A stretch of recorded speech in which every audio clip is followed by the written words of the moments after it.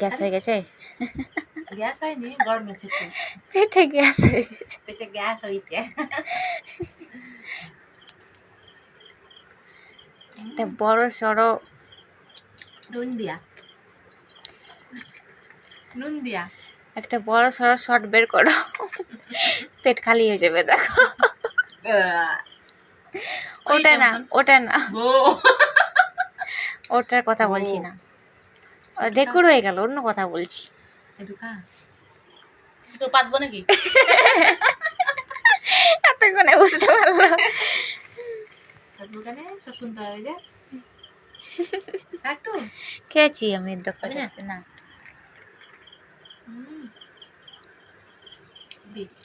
লবণ দিয়া, হ্যাঁ, লবণ দিয়া।